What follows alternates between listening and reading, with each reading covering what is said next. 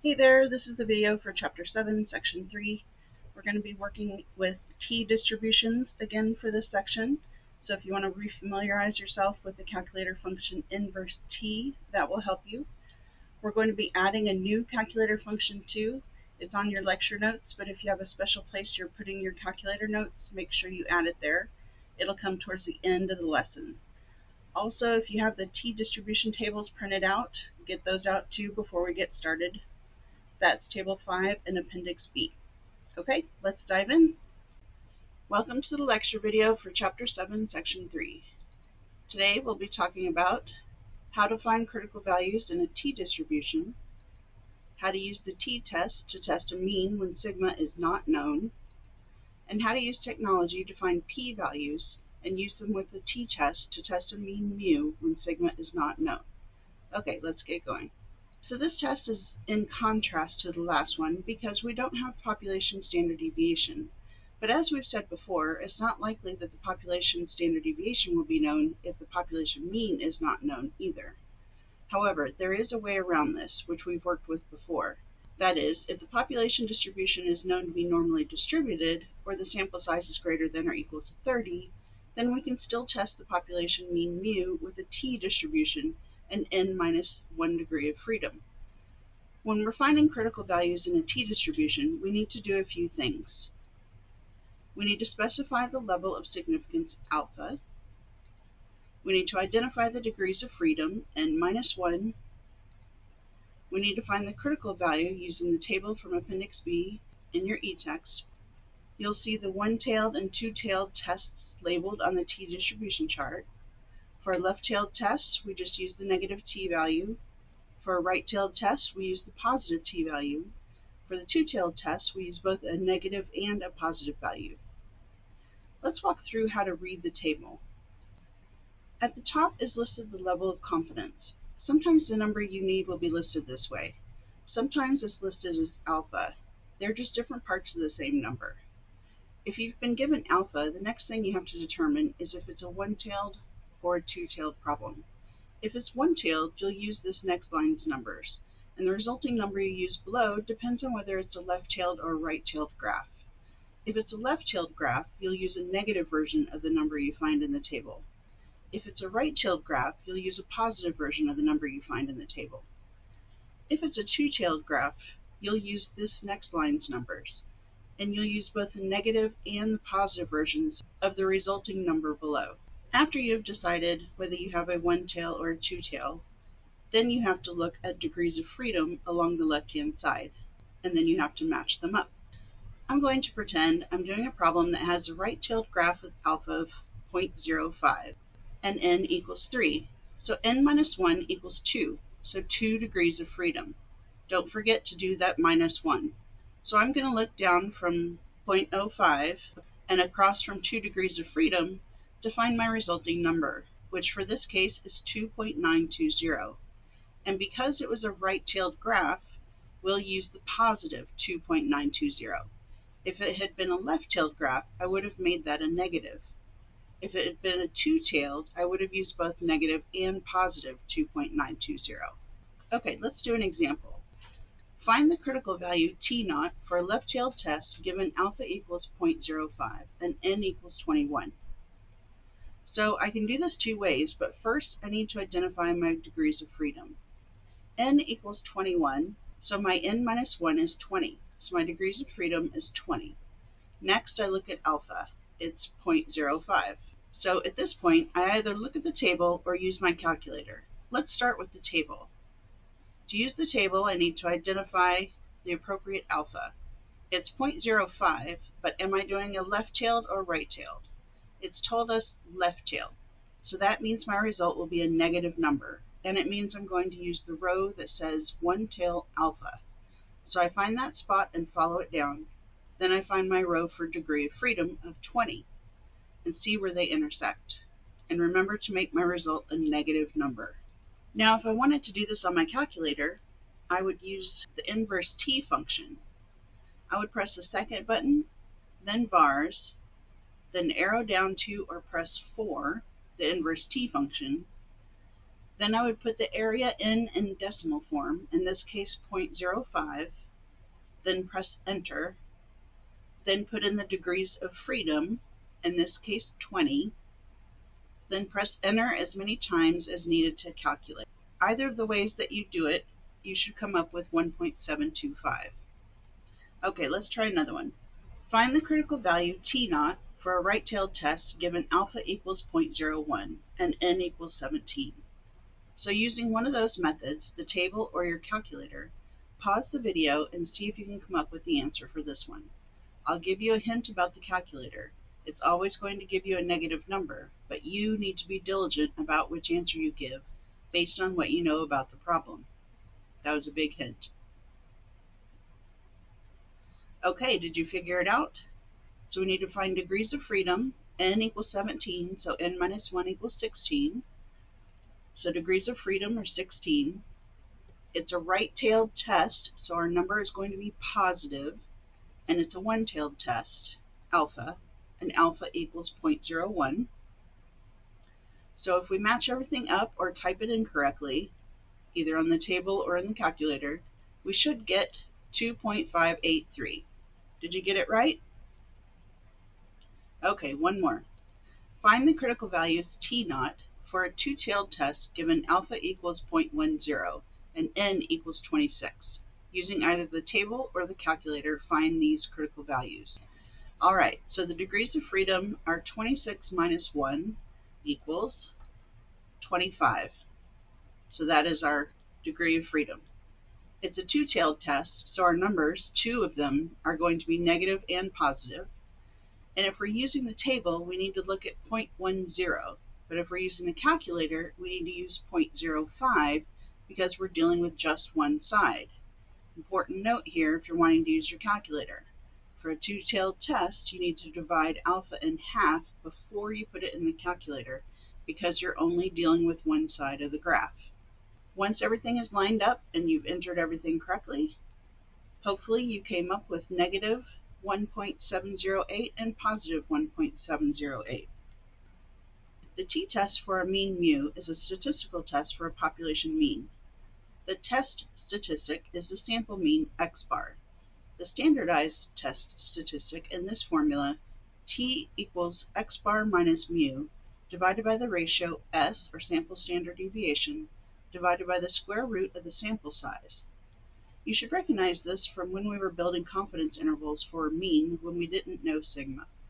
We still need to check that our sample is random and that either the population is normally distributed or that the sample size is at least 30.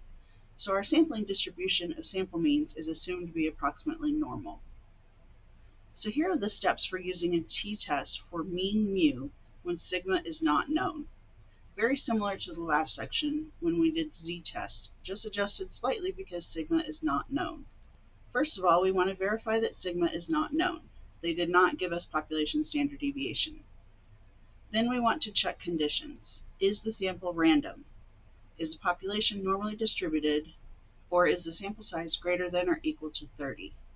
If those check out, we move on to our next step. The next step is to state our hypotheses. This is the step we've been doing for a few sections now, writing our null hypothesis and our alternative hypothesis. Remember, we identify our claim, and if it has an equality symbol, meaning less than or equal to, equals, or greater than or equal to, it goes in the null hypothesis. If it has an inequality, it goes in the alternative hypothesis. And then you write its complement for the other hypothesis. After that, specify the level of significance, or identify alpha. Fourth, identify the degrees of freedom, n minus 1. Next, determine the critical values using the table or your calculator. When you have found the critical values, this will form the rejection regions on a graph, less than the negative t0, greater than the positive t0, or both. After that, standardize the test statistic using this formula and sketch the sampling distribution. Next, make a decision to reject or fail to reject the null hypothesis. If t is in the rejection region, reject h0. Otherwise, fail to reject h0. Finally, interpret the decision in the context of the original claim. All right, let's do an example. A used car dealer says that the mean listing price of used vehicles sold in the last 12 months is at least $23,500. You suspect this claim is incorrect and find that a random sample of 14 used vehicles sold in the last 12 months has a mean price of $21,558 and has a standard deviation of 3350. Is there enough evidence to reject the dealer's claim at alpha equals 0.05? Assume the population is normally distributed. First of all, if I'm doing problems, how do I tell this one apart from the ones from the last section? Well, this one doesn't mention anywhere the population standard deviation. It talks about the random sample, its mean, and its standard deviation, but not the population standard deviation, just that of the sample. So that sets it apart from last section's problems. So that's our first condition. It does not have sigma. Now we go down the list. Is the sample random? Well, we just said it was, so yes. Is the population normally distributed, or is the sample greater than or equal to 30? They only used a sample of 14, but they said the population is normally distributed, so we can apply the central limit theorem. Now we get to the claim. What is the claim here? That the mean listing price of used vehicles sold is at least $23,500. So they said at least. That is greater than or equal to.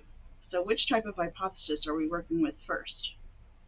If you guessed null hypothesis, you're paying attention. Thank you. Yes, our null hypothesis will be that the mean is greater than or equal to 23,500. And our alternative hypothesis needs to be its complement, which would be the mean is less than 23,500. So then we think about what type of test it will be. Now, it's been a while, so I'll forgive you if you've forgotten this. Remember, what tail test it is depends on the alternative hypothesis. So because it is a less than, we're doing which type of tail test? Yes, a left tail test. And our significance level? The question said alpha equals 0.05. Since it's a one-tailed test, we keep it at 0.05. How about degrees of freedom? What was n? N was 14, so n minus 1 is 13. So our degrees of freedom is 13. So use the table or your calculator with this information to come up with the critical value.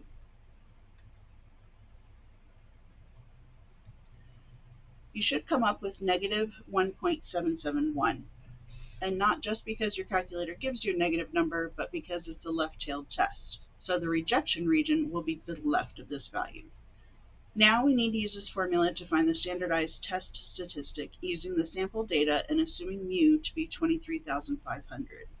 And we come up with approximately negative 2.169. Finally, we can sketch the graph and the critical value and rejection region. When we plot the value, we see that it is in the rejection region, so we can reject the null hypothesis. There is enough evidence at the 5% level of significance to reject the claim that the mean price of used cars sold in the last 12 months is at least $23,500. Okay, good job. Let's do another example. An industrial company claims that the mean pH level of the water in a nearby river is 6.8. You randomly select 39 water samples and measure the pH of each. The sample mean and standard deviation are 6.7 and 0.35 respectively. Is there enough evidence to reject the company's claim at alpha equals 0.05? So first we ask the question, did they give us population standard deviation? No, they gave us sample standard deviation, but not population standard deviation. Next, is the sample random? Yes. Is the population normally distributed, or is the sample size at least 30? The sample size is 39, so we can proceed. Now it's time to write a hypothesis. What is the claim? They are saying that the mean pH level of the water is 6.8. So it's equals. So that is which kind of hypothesis? That would be the null hypothesis. So pause the video to write your hypotheses. So the null hypothesis, H naught, is mu equals 6.8. That's your claim. And H sub A is mu does not equal 6.8. Okay, what's next? What does that mean for the nature of our test? Because it's not equals. That means it's a two-tailed test. So what does that mean for our significance level, or alpha? We need to divide it in half if we're using the calculator. if we're using the table, they actually have already accounted for that, and we use 0.05. So we also need degrees of freedom for either one of those. So what was our sample size? 39. So n minus 1 equals 38. So our degrees of freedom is 38. So at this point, use your table or your calculator and the inverse t function to identify your critical points. Pause the video and find those now.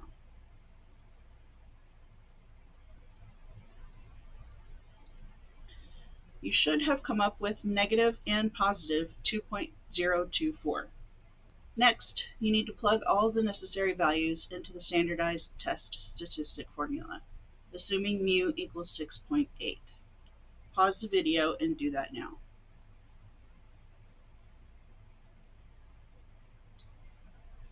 You should get about negative 1.784.